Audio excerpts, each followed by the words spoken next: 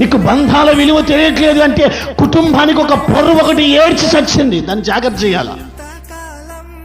అందుకే మళ్ళీ చెప్తున్నాను, మనం బ్రతుకున్నంతకాలం కుటుంబ పరువును కాపాడుకుంటాము గాక. అలా కాపాడుకోవాలంటే ముందు విలువ తెలుసుకో.